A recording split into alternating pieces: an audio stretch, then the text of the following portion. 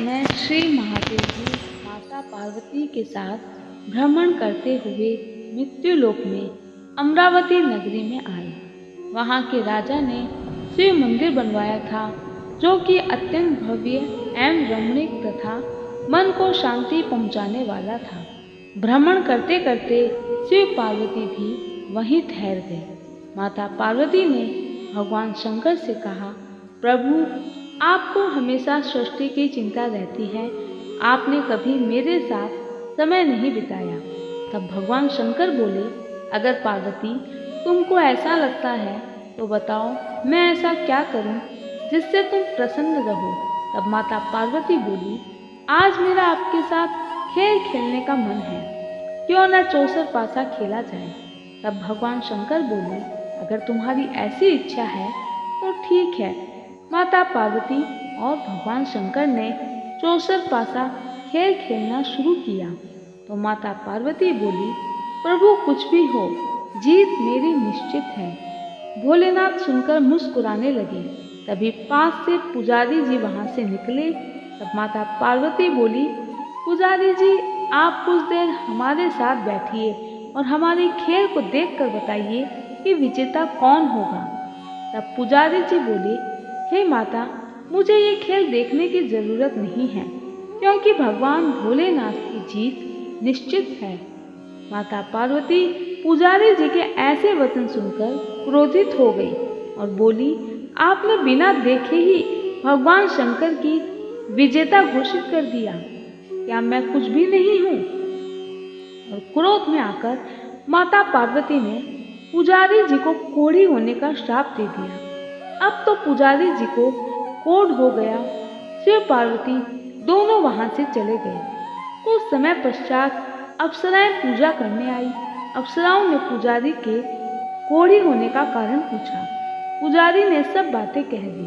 अप्सराएं कहने लगी, पुजारी जी, आप 16 सोमवार का व्रत करें तो शिव जी प्रसन्न होकर आपका संकट दूर करेंगे। पुजारी जी ने अप्सराओं से कहा, यह 16 सोमवार का व्रत क्या है? मुझे इसकी पूर्ण रूप से विधि बताओ और उसको करने से क्या होता है। तब अप्सराएं बोली, पुजारी जी, 16 सोमवार व्रत करने से आपके सभी संकट टल जाएंगे और आपकी जो भी इच्छा है पूरी हो जाएगी। अप्सराओं ने पुजारी जी को व्रत करने और व्रत के उद्यापन करने की संपूर्ण विधि बता दी। पुजारी ने विधि पूर्वक श्रद्धा भाव से व्रत आरंभ किया और अंत में व्रत का उद्यापन भी किया। व्रत के प्रभाव से पुजारी जी रोग मुक्त हो गए।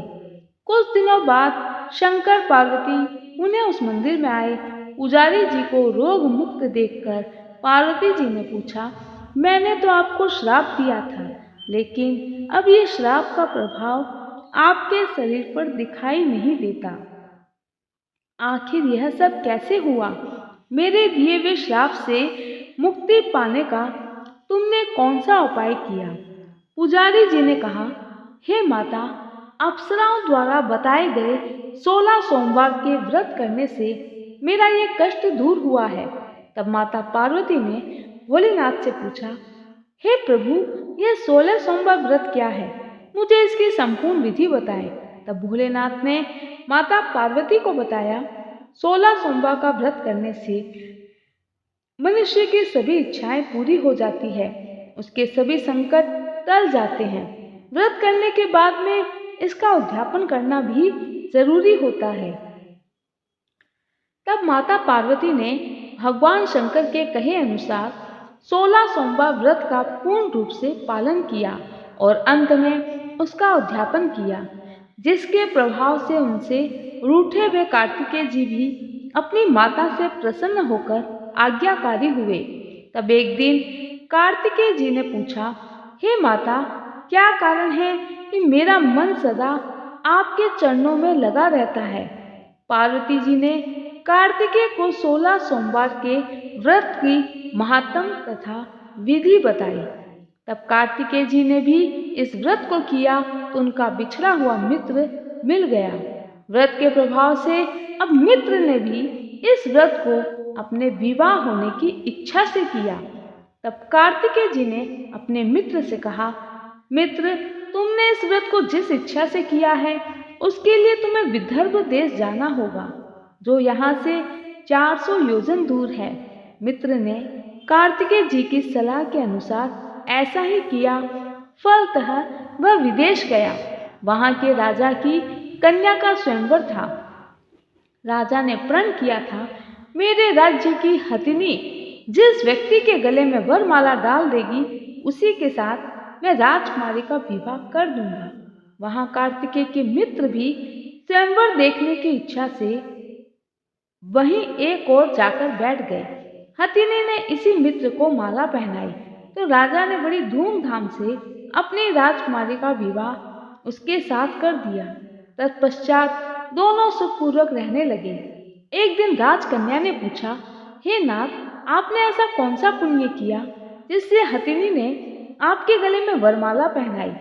पति ने कहा, मैंने कार्तिकेय जी द्वारा बताए अनुसार 16 सोमवार का व्रत पूर्ण विधि विधान सहित श्रद्धा भक्ति से किया, जिसके फल के कारण मुझे तुम्हारे जैसी सौभाग्यशाली पत्नी मिली। तब पत्नी बोली, अगर ऐसा है तो मैं भी इस व्रत को करूंगी, और अपने पति से व्रत की संपूर्ण विधि समझी और व्रत को पूरे विधि विधान के साथ शुरू किया और सर्वगुण संपन्न पुत्र प्राप्त किया। बड़े होकर पुत्र ने भी राज्य प्राप्ति की कामना से 16 सोमवार का व्रत किया। राजा के देवलोक होने पर इसी ब्राह्मण कुमार को राजगद्दी मिली, फिर भी वह इस व्रत को करता रहा।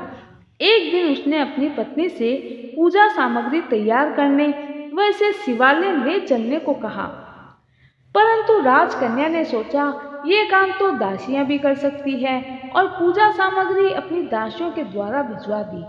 जब राजा ने पूजन समाप्त किया तो आकाशवाणी हुई, हे राजा, तुम इस पत्नी को त्याग दो, नहीं तो राजपाट से हाथ धोना पड़ेगा।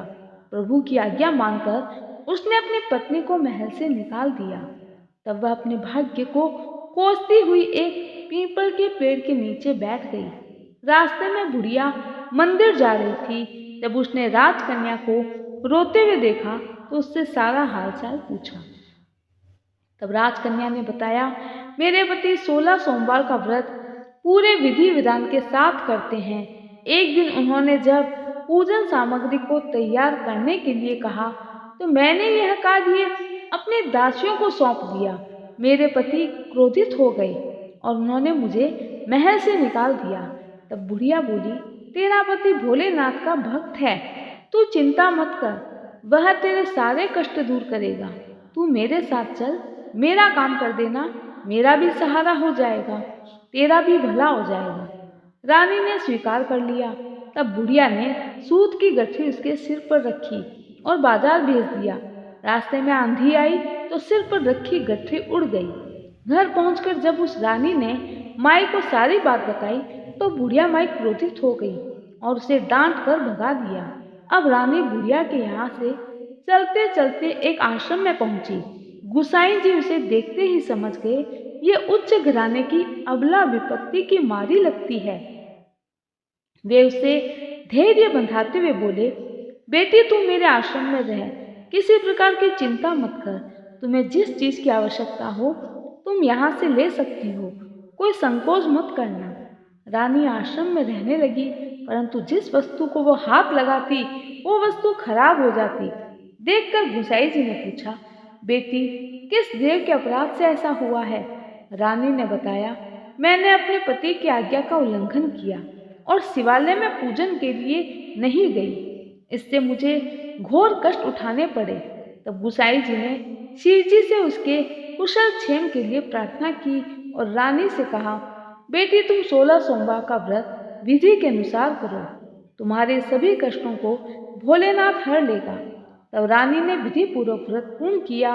व्रत के प्रभाव से राजा को रानी की याद आई और दूतों को उसकी खोज में भेजा। आश्रम में रानी को देख दूतों ने राजा को बताया। तब राजा ने वहां जाकर गुसाई जी से कहा, महाराज, ये मेरी पत्नी है, मैंने इसका परित्याग कर दिया था, कृपया इसे मेरे साथ जाने की आज्ञा दें। शिव जी की कृपा से प्रतिवर्ष 16 सोमवार का व्रत करते हुए वे आनंद से रहने लगे और अंत में शिवलोक को प्राप्त हुए। जय शिव शंकर भोलेनाथ। जय श्री कृष्ण।